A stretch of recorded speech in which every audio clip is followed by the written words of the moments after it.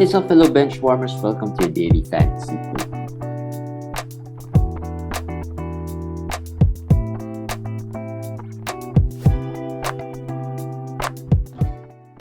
What is up, guys? JJT here with Commish Eric for your daily quickie.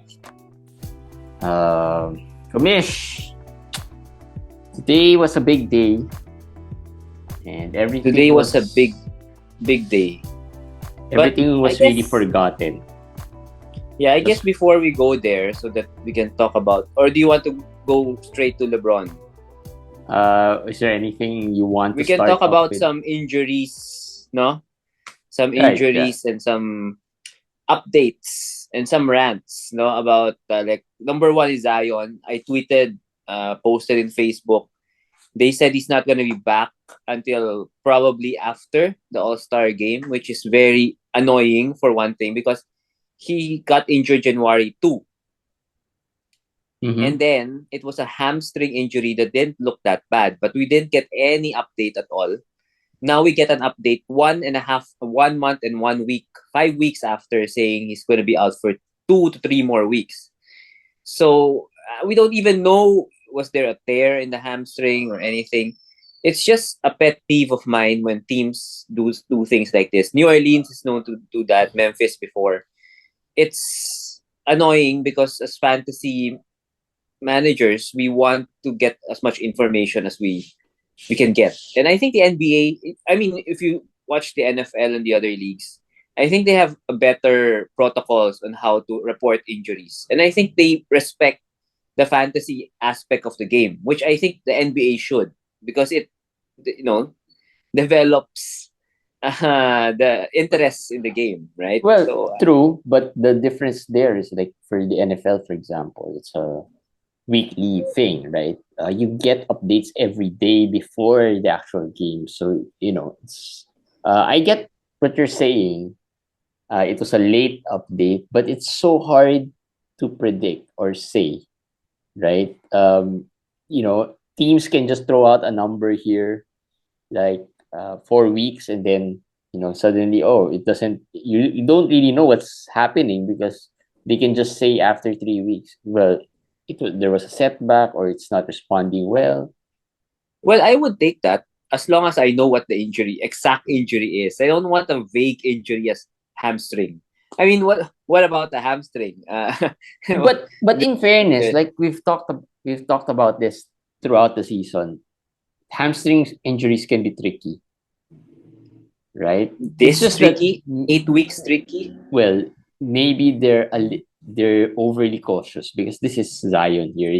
The injury history is not as good as maybe it's not as promising or hasn't been really good when it comes to Zion. So maybe they don't want him to. Maybe there's a certain point wherein Zion might be a little more comfortable to play, but teams don't want to risk it. I think the injury might be significant because they lost 10 out of 11 games when he was out, and they didn't really force him back or even think about bringing him back early. So I think it's significant injury. I just am guessing there might be some partial tear in there in the hamstring, something like that. That's why they can't rush it. And I agree with you. Just talking about outside of that rant, Zion, this would be for me a mental note for us in the future drafts about Zion. We know he's injury prone, but even in the best shape that he was going to the season, this still happens. I think really the anatomy of Zion, how his body body type is, really doesn't allow him to play maybe more than 50 games a season. That's a statement that I think I can bravely say for the rest of his career. I think 50 would be the target. It's hard to trust him. Yes. Until he plays maybe a full season, right? It's same thing with which will not happen. Well, we don't know. I mean, Embiid initially was perceived as a very injury prone player. Last year he proved that he can play more games. This year, is a little better as well. I mean, he's missed a few games, but he's been pushing it. He's been playing through it. So I think until there's this, for me, it's always when it comes to fantasy, until you've proven that you can play that many games, it's going to be hard to trust you. Players like Who Anthony Davis, for example, yeah. until he shows he can do it once again, play 62, 65, 70 games, then we're gonna perceive them as, injury, quote unquote, injury prone, or uh, But load managed or whatever. for with this, no, next year, I think Jimmy Butler, I think Chris Paul, I think Zion, these players might be bunched up together in a round. I don't know third. I don't know if third, fourth, fifth. I don't know which round, but they would be there. I don't know who you would be more comfortable taking among those three. But for me, I'd probably still go Jimmy, Yeah, maybe over Zion. unfortunately, Yes. unfortunately, yeah, I guess me too. The chances of Zion getting injured is for me a little higher, like you said, because of the body type, the weight. Plus, Chris Paul is a lot older. I think Chris Paul will drop a round or two next year, just as my guess, because he hasn't really been that good this year. And plus he's getting older. Obvious. That's the main obvious reason for that. Yes. And Um, then another update is KD. yeah, KD's gonna Uh, miss the All Star.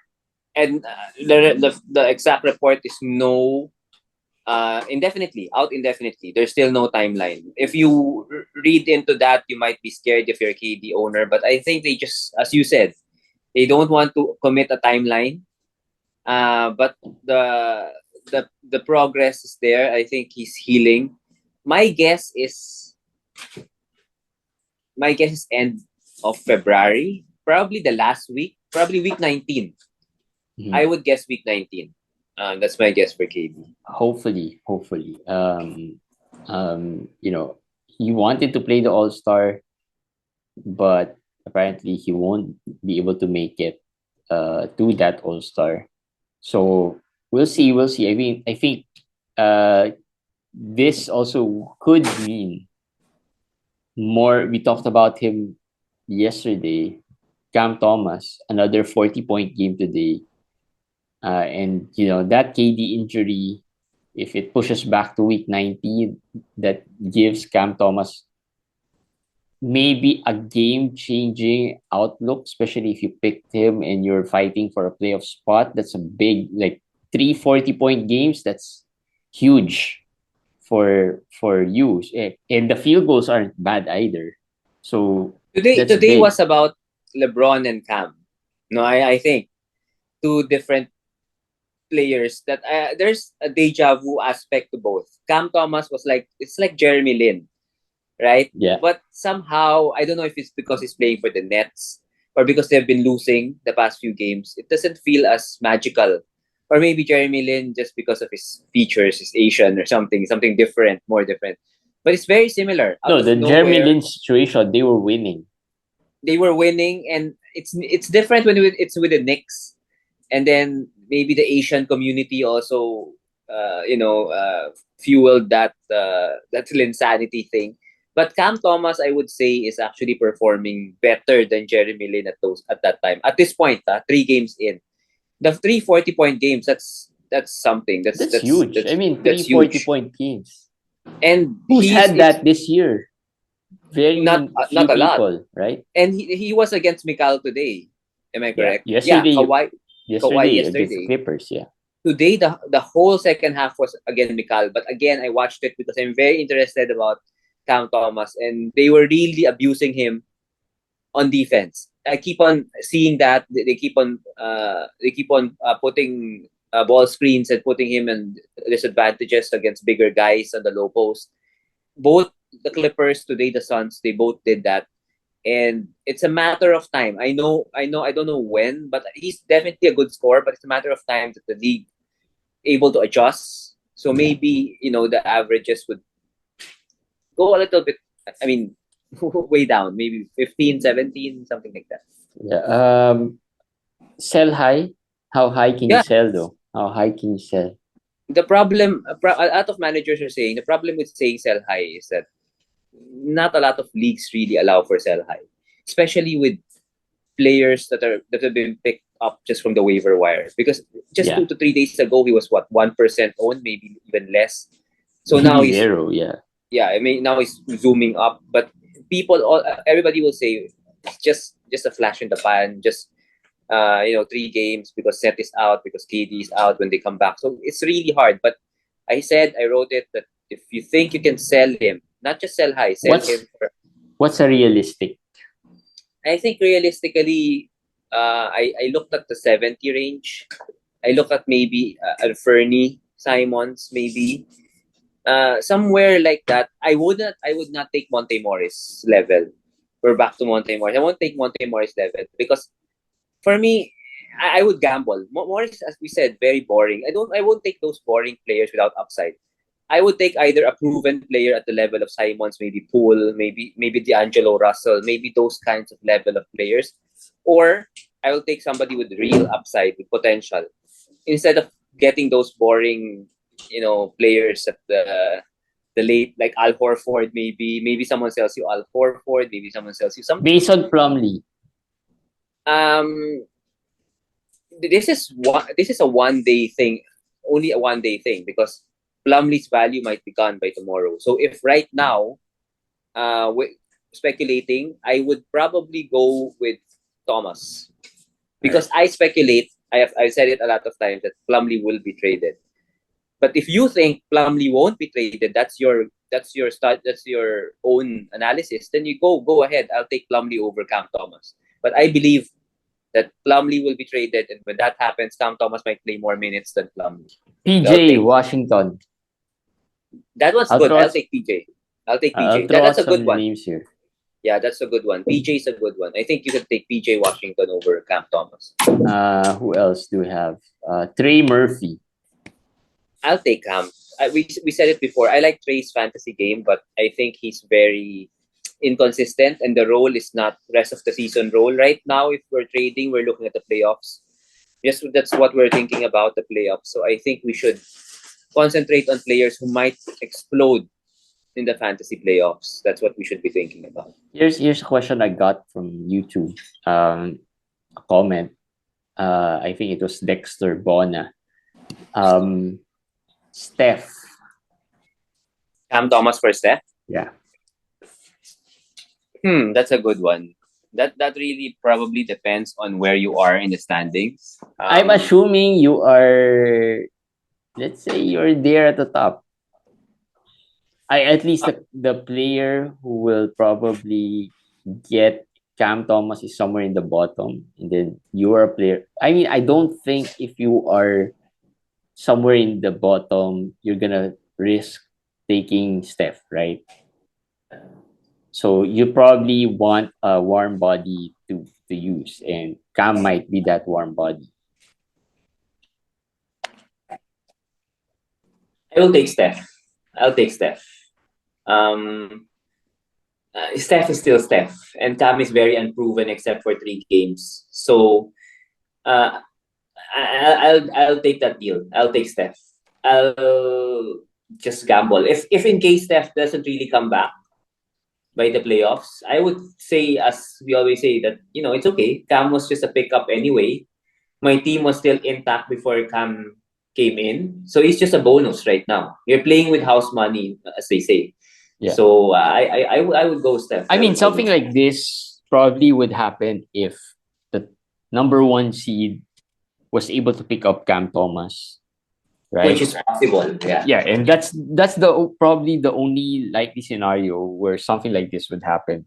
First, the top in your league picked up Cam Thomas, and then a team who is right there in the 7th, 8th, or maybe the 9th spot, very close, fighting for that playoff spot, lost Steph, and he's got Steph. Of course, that's a big loss for him.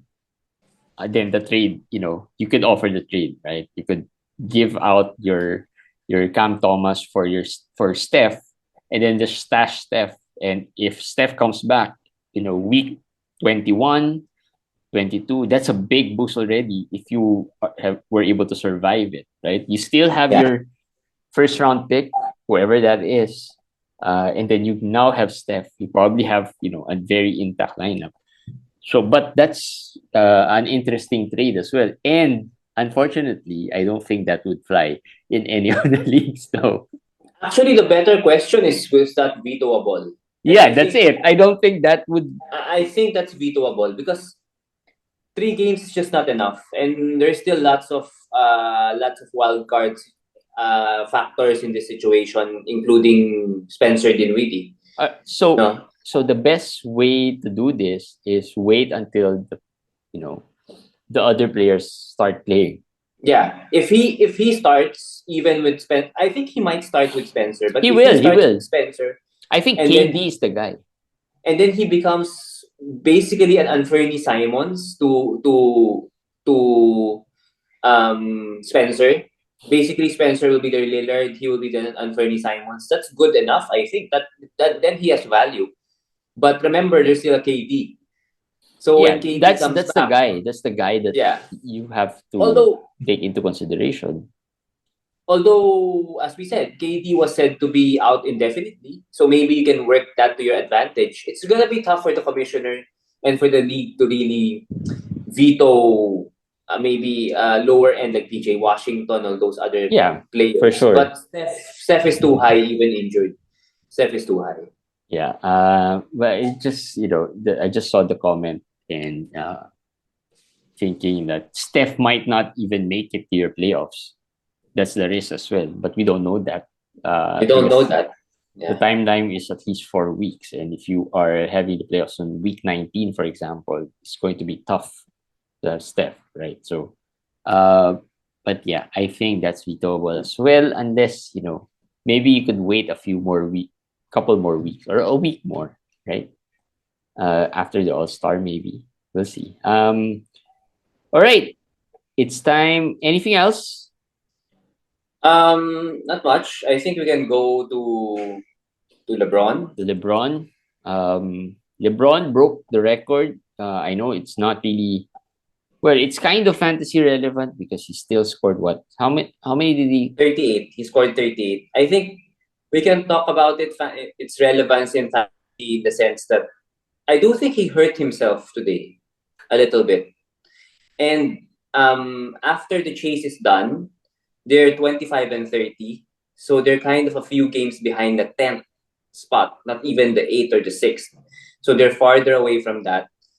The chances that we see LeBron play through injuries will now lessen. And I think that's very relevant. And we talked about this before already.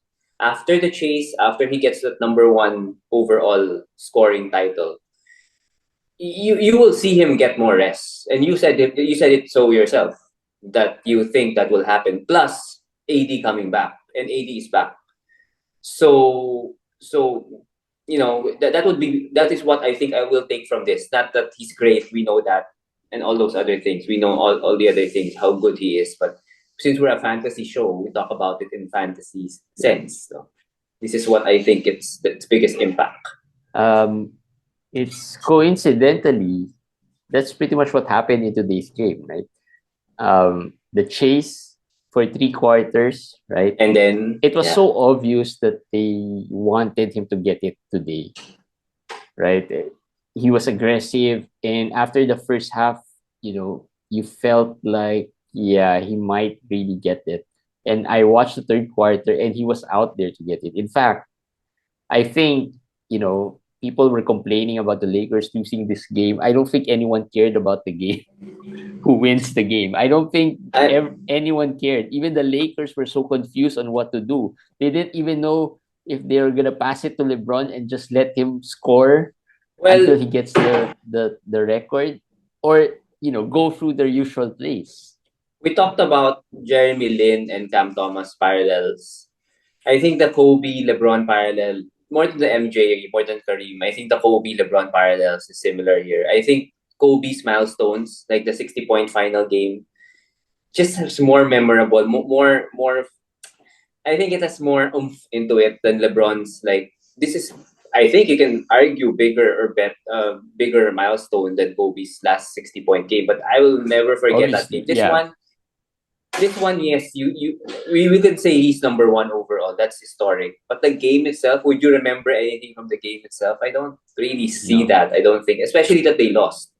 Especially that they lost, and that's, I don't know, that they doesn't make lost, it and imagine he needed what 36 today 36, and he got to break. 38. Yeah, right. So he scored just 2 points in the fourth quarter, Yeah, and I also think there was this, he got winded after that three quarters. I just felt like they really tried to finish it off by the third quarter, so that they'll try to get back on track in the fourth quarter and just focus on winning the game, right? Because if they're gonna chase it until the fourth quarter, the offense will be broken. The offense will all go through. You can see it. Third quarter, the players were confused. They didn't know when to shoot and when to pass it to LeBron and just let him score. No and one wanted to take a shot. I think that's the coach's fault. Number one, number two. Yeah, we say we Eh, criticize LeBron, but he has to finish it. But I guess you're right. He's winded, and it's he not like got it's his winded last there. game. It's not like it's his last game like Kobe that he can just put it out all, Yeah. and But so it's just the I impact is think the different. fourth quarter, I don't blame the Lakers for losing this. I just felt like, coming into this game, it was never really about the game. It was never really about winning the game. It was more of, let's get this over with, have LeBron pass that record, break that record, and then, let's try to win it. That's why I felt that, he went out in the third quarter for a bit, just a few minutes, and then the coach put him back in. I just really felt that they wanted to finish this by the third quarter. We Again, another thing that I want to talk about here with this game is maybe the OKC side. We there's two teams that I want to highlight here: OKC and Utah. Both of them are surprises, and people thought both of these teams will tank. Now coming into the trade deadline, what has happened? No, Utah and OKC are basically even in the standings, but you can see two different paths. I think Utah will eventually tank, not tank into the sense that they want to be the bottom two or bottom three. That's too far already. That they won't Yeah. reach there. But they would The probably bottom four teams in the are whole of too NBA are way yeah, too far. They're like too 10, far. 12, 11 games away from But the next one. remember the lottery odds were a little bit flattened for the top seven, for the bottom seven teams. So Utah can still get to the seventh or eighth or whatever. And I'm not saying they're gonna outright tank, but maybe they would not care. They would Yeah. make trades based on what they want. Not the same with OKC. I already see SGA. I think he's gonna play out the season. I've said it before. I feel like at this point he will. Josh Giddey really playing very well, and then Jalen Williams, J Dub. 5 steals, 2 blocks today. I think he's Six steals. 6 steals for 1 block or 2 blocks. I think he has already rounded into Dynasty Monster number one. If you have in Dynasty, don't give him up. And number two, I think he could be their third star already. So I'm just looking at the OKC side. They're not just somebody that throw into this historic night. They themselves are building something, and Yeah. And they were we not have to caught respect up. that. They were not caught up. Yeah, they have to Uh, respect that. they were not caught up in all this fancy show, the Yeah, celebrities, and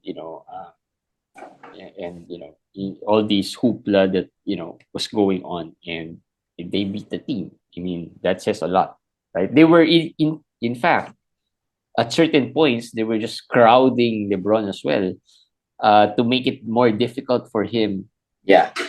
to take the shot. That's why I felt like he got winded. LeBron got winded, and but no one cares about the game. Let's see what happens the next game. I think that's the more important part. Um, Now that all of these are over, and the good thing about this is that the record is passed. Lakers with LeBron can now focus on maybe just trying to make the play in at least, or Yeah. we'll see what happens. The next couple of days will be interesting because it's the trade deadline. But fantasy wise, we've already recommended trading LeBron even earlier than today.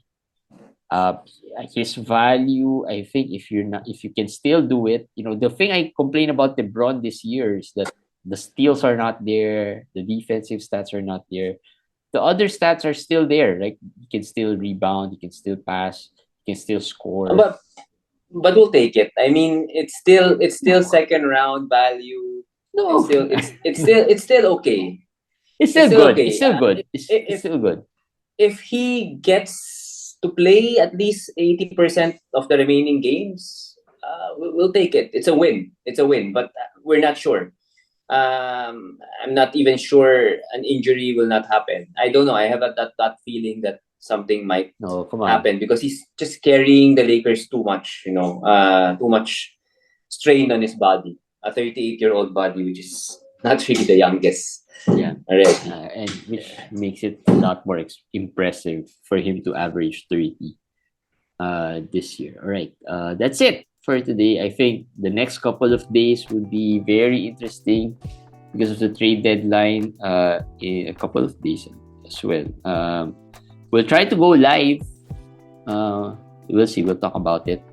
Someone was asking if we're gonna go live on trade. Probably not exactly on trade deadline. Maybe the aftermath after the trade deadline, so that if you have questions, we can answer them for you, especially with some changes within the certain lineups. All right, that's it for today's quickie, guys. Hope you enjoyed it. Hope it was helpful, and we'll see you guys again tomorrow for another daily fantasy. Bye, guys.